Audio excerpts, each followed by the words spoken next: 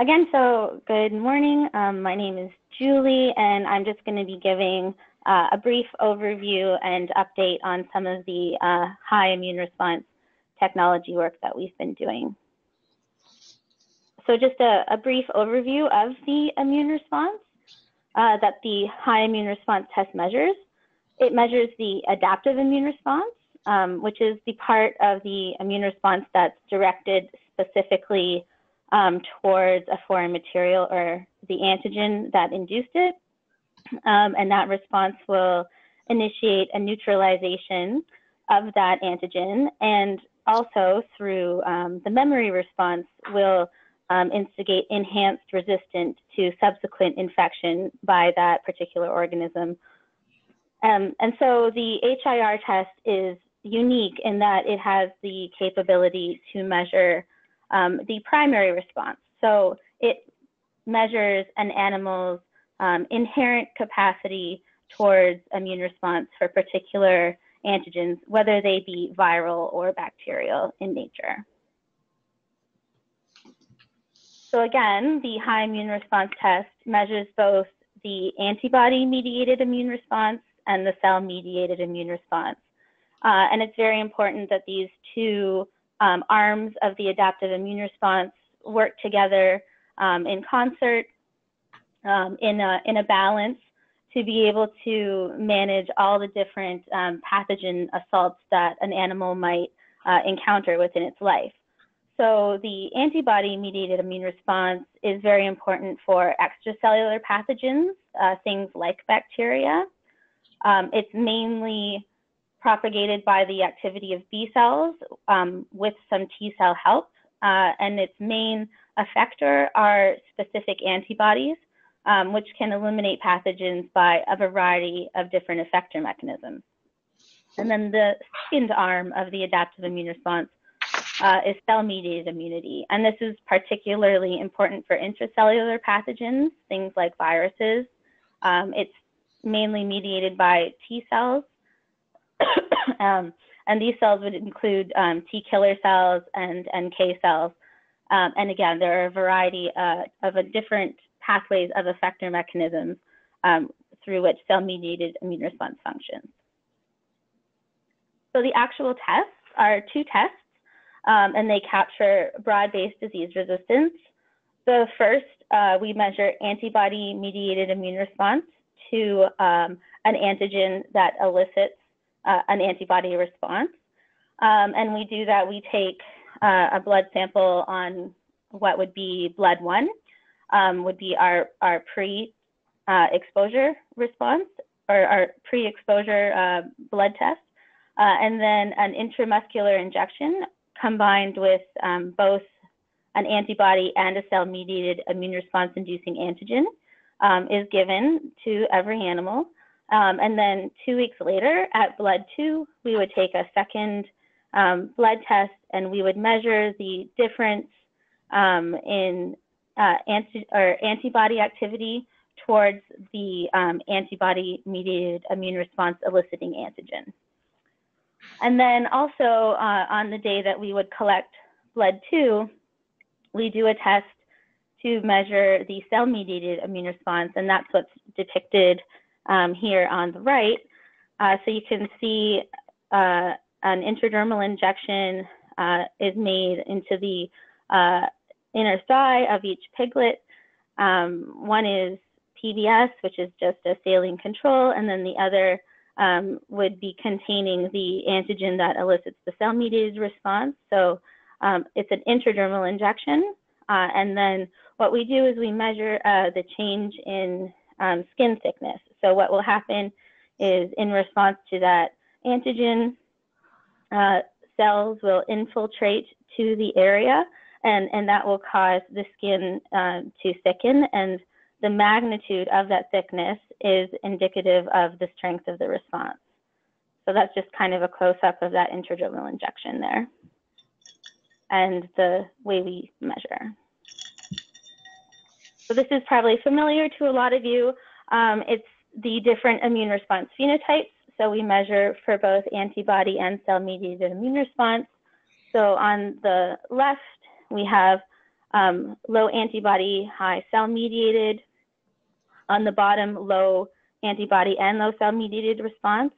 In between the dotted red lines are animals that would be average. In the center are the majority of animals, which are average immune response for both antibody and cell-mediated immune response. And if you look to the yellow circle, in this quadrant, we have the animals that we would call high immune responders, in that they have high antibody and high cell-mediated immune response. So this is quite a normal distribution, and we see, so yeah, it's a normal distribution. So there are animals on each of the tails, and the majority of them will lie within the center. So moving on to some data that's been particularly interesting lately, and that I will be presenting at the World Congress in February, has to do with mortality rate and HIR phenotype. So the red bars indicate antibody-mediated immune response, and the blue bars are cell-mediated. On the y-axis, we have percent mortality. So using a chi-square test for trend, I found that there was a significant relationship between immune response phenotype and mortality. So animals that had a low immune response phenotype for both antibody and cell-mediated immune response were more likely to die than those that had an average or high phenotype. And we saw that for the combined phenotypes as well. So antibody-mediated immune response is always listed first. So when you're looking at the low average, for instance, that would be low antibody, average cell.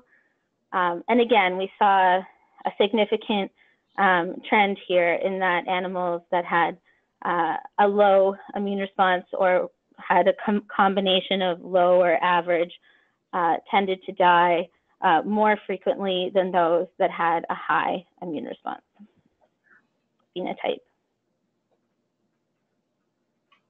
So after looking at that, we decided to break things down and look at survival.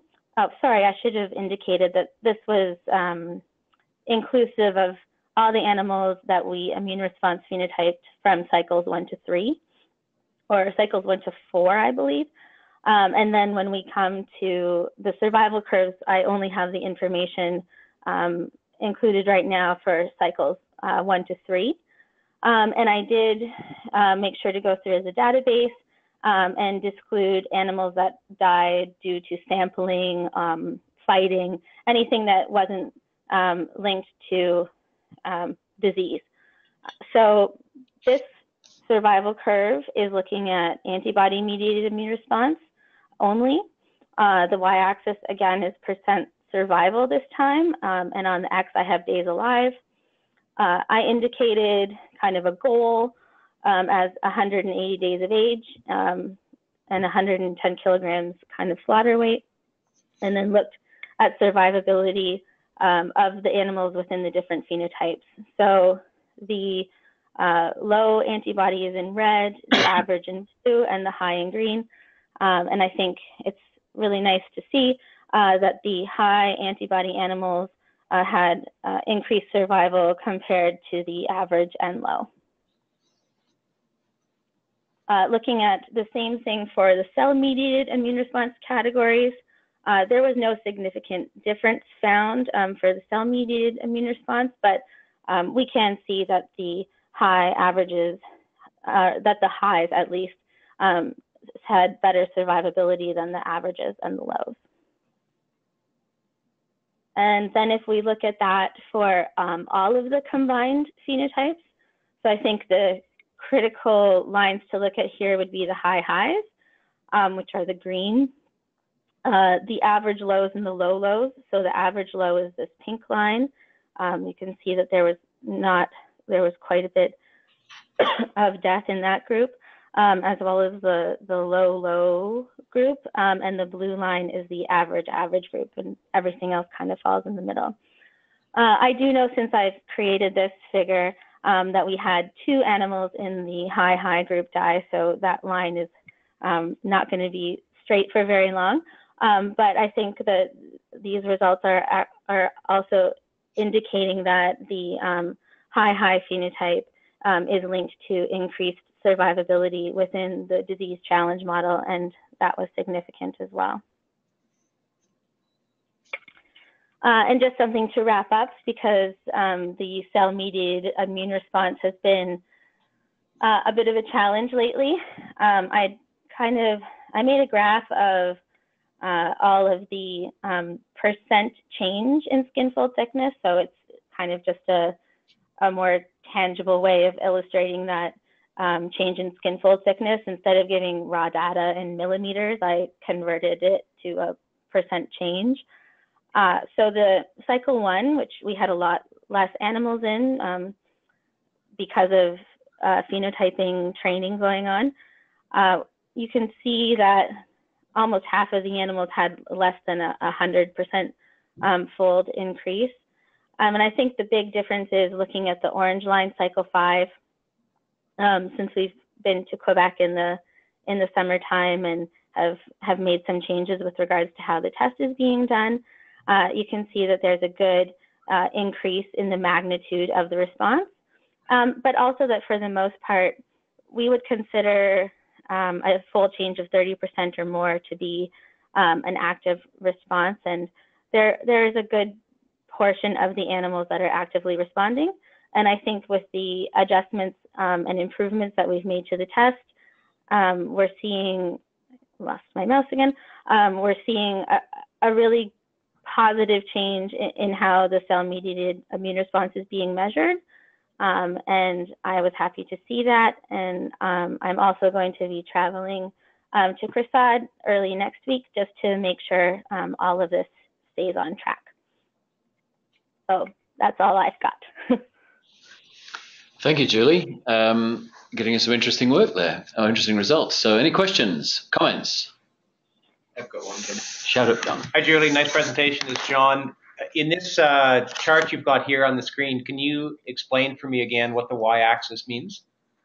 Sure. It's percent change in double skin fold thickness. So basically what I've done is I've taken into account all 4 measurements. So I've taken into account the starting thickness, so what was measured before the intradermal injection, and what was measured afterwards, and divided that by the baseline and converted it to a percent, just to make it numbers that are easier to visualize, really. Okay, so does 100 mean that the skin fold thickness doubled? Yes. And 200 means it's twice as big as the starting? No, 3 times right. as big. Yeah, 3 times. 3 times as big, okay. And what's your expectation? I really just wanted to show you this because we were having some trouble with regards to the cell-mediated test, and there are concerns with regards to the heritability. And I think since we've been trying to address that issue, I've seen some really positive changes in that. I think one of the big problems was, like, you can see cycle 2, cycle 3, cycle 4, they're kind of clustered together. There's not a lot of variation in what we've seen. Like, a lot of the animals are very similar in their response. And I think the more variation we have in response, the better we can categorize those animals.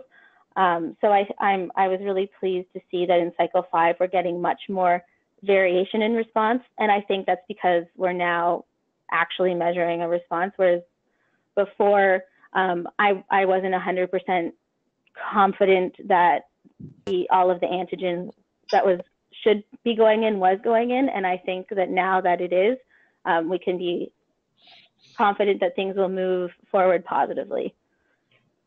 So have you looked at this just with a histogram? Yeah, it's a really complicated histogram because there's so many animals, but I do have one. Okay. So Julie, this is Patrick. What does this mean then, that some of these data would have to be excluded, or what's the plan? I don't think that the data needs to be excluded. I think maybe that's something kind of up in the air with regards to cycle 1. I wouldn't say the data needs to be excluded. I just think we need to be careful in considering how we're analyzing it. But I wouldn't exclude it. Because my worry is that then the phenotype might not be the same across the period of the whole experiment. Yeah, I think something that I know I've talked about doing, and Austin and I have talked about, is looking at things, breaking them down by technician. And I think now that we have cycle 4 and cycle 5 in, we have a lot more data for each individual technician, whereas kind of early on in the experiment, the numbers were pretty low for each technician. Cycle 5 in particular was done by one technician, and I think she's the same one that's going to be for the majority of cycle 6 as well. So I think that consistency is also going to help. So we're going to try to look at things by cycle and by technician to try to account for that. And Julie, can you go back to your survival analysis? Sure. Yeah, maybe one back. Yeah, something like that, or your antibody mediated. In this, have you controlled for batch and for technician, or is that just raw data? It's raw data. I think for the antibody, the raw data itself is it's very reliable because it's a blood test. It's really sensitive, but it's definitely something I'd want to consider for the cell-mediated immune response. Yeah, I think controlling by batch is something that's going to be essential because the time of death will be absolutely dependent on the batch, since different things happen with different batches. So I'm less concerned about the technician, especially for the antibody, but certainly controlling for batch would be pretty fundamental, and it may help us or it may hinder us. These are promising. Okay, that's definitely a good consideration. I'll go back through and try to generate one of these for each batch. Well, no, you should be able to control for batch in your survival model. There are techniques to do that as well. Yeah. Okay, excellent. Thanks, Julie. Julie, Bob here. One question. If you can go to the last slide that you had. I thought I heard you say, but please correct me, that a 30% change was considered an acceptable response. Is that correct, or did I not hear you correctly? We would consider anything more than a 30% change as an active response. Anything below 30%, we would account for as like an irritation due to just the injection itself. But that for something to be considered an active response or an actual change, that we would want to see a 30% or more fold change. Okay, thank you.